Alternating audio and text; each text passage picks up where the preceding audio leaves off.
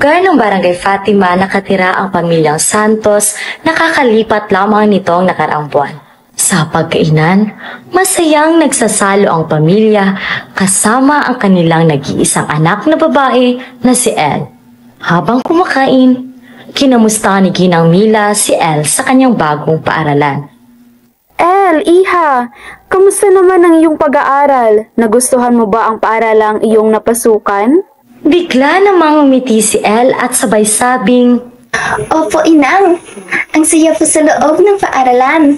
Mabait ang guro, hindi maingay ang klase, at ang dami ko pong natututunan. May mga kaibigan ka na ba? dagdag na tanong ni Ginang Mila. Opo, Inang. Marami po. Sabay-sabay kami kumakain, nagtatawanan.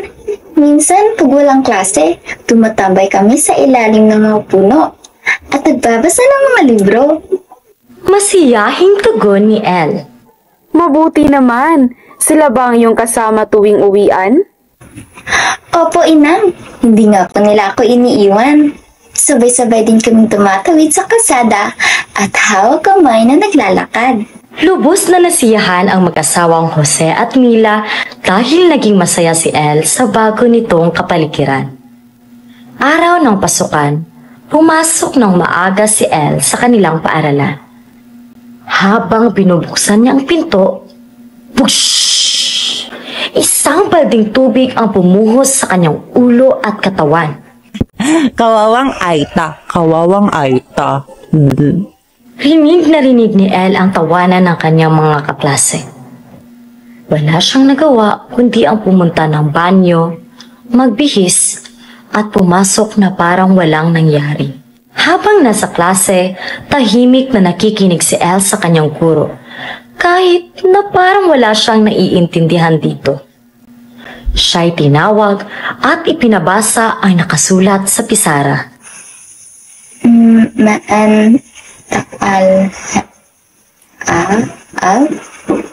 Napuno ang klase ng tawanan dahil sa maling pagkabasa ni Elle. Pinatahimik naman sila ng kanilang guro at sabay sabing, Mga bata, hindi tama na inyong pagtawanan ng ibang tao dahil sila'y nagkamali.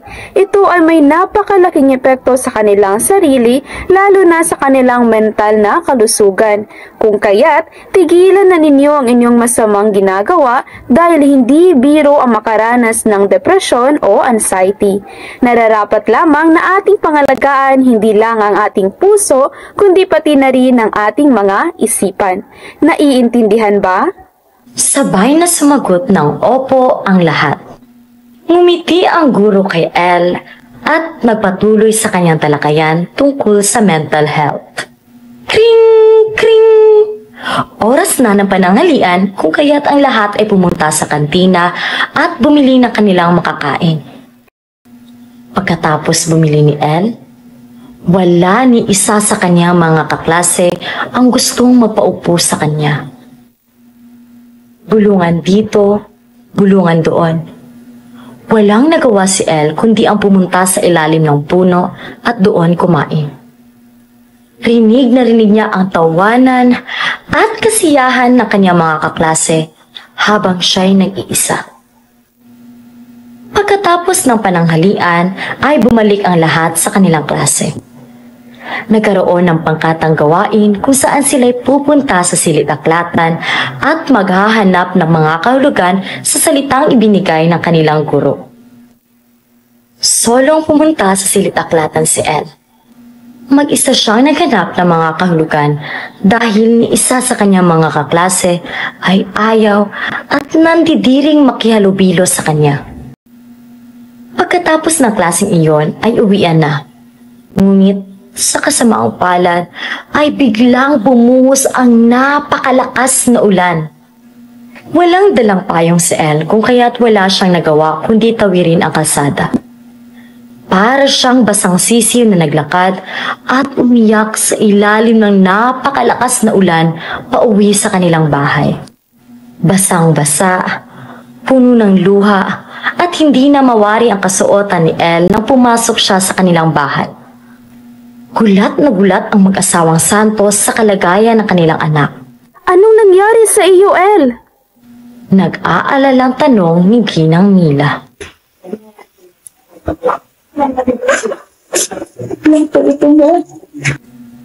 Magalang at pagod na sagot ni El. Sabihin mo nga sa amin ang totoo.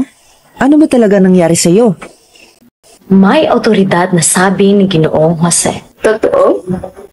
Gusto mo malaman ng totoo? Tawa at paiyak na tugon ni El.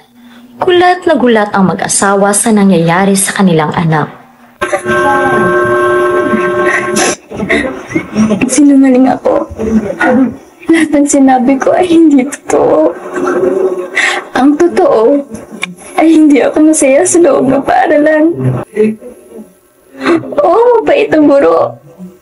Pero ang ingay ng klase. At hindi ko alam kung mayroon pa ba akong natututunan. Hindi totoo na sabay-sabay kanyang kumakain. Hindi nga nila ako pinapaupo sa kanilang tabi.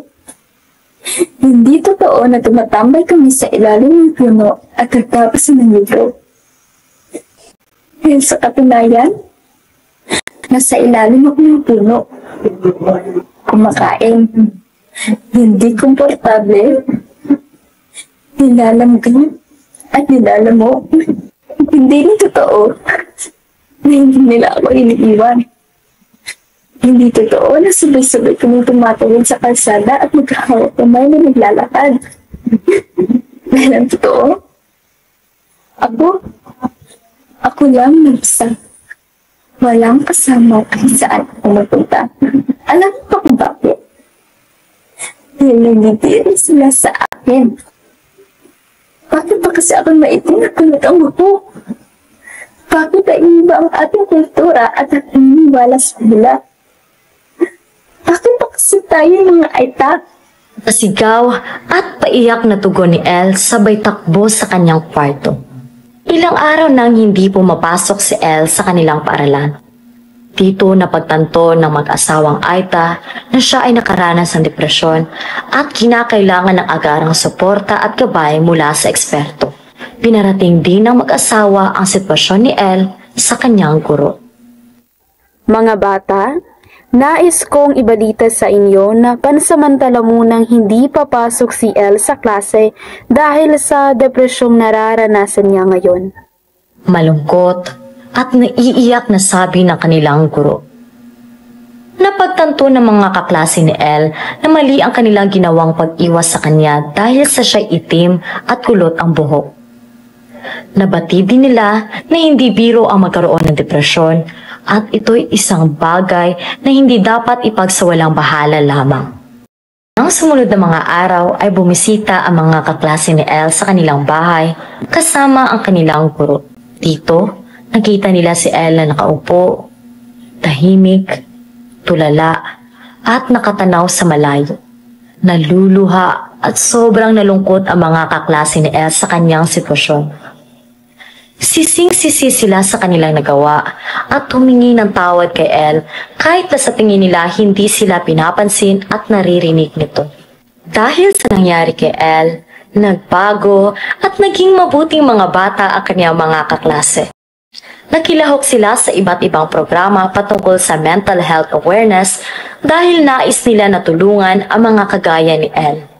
Namigay sila ng flyers, nagpatikip ng mga posters, at dumalo sa iba't ibang aktibidades patungkol sa paglaganap ng kaalaman tungkol sa kalusugang mentalidad ng bawat bata. Pati na rin sa pakikilahok ng mga diskusyon kung ano ang sanhi at paano ito maaagapan. Tuwing Biyernes naman ay hindi nila nakakaligtaang bumisita sa bahay ni El. Nagdadala sila ng bulaklak, prutas, tsokolate, o di kaya'y nagkukwento ng mga masasayang kaganapan sa labas. Araw-araw, bago magsimula ang klase, ay mataimtim na nagdadasal ang lahat. Umaasa at naghihintay sa muling pagbabalik ni El. Anthony L. ang namumulat sa lahat na bigyang halaga ang kalusugang mentalidad sapagkat hindi ito kailanman isang biro na dapat tawanan at baliwalain lamang. Pinapakita rin sa kwento ng pagkakaiba ng ating mga kultura, paniniwala at pisikal na anyo ay hindi kailanman magiging rason upang ating kutyain at iwasan ng isang tao. Naway ang nabasang akda ay magsilbing aral para ating baguhin ang ating mga sarili at mabigyang halaga ang pagtanggap, pag-unawa sa kapwa at pagkakaroon ng kaalaman patungkol sa mentalidad na kalusugan. Sa pamamagitan nito ay magkakaroon tayo ng positibong epekto sa buhay ng iba at magiging boses tayo sa pagbabago para sa ating kapwa.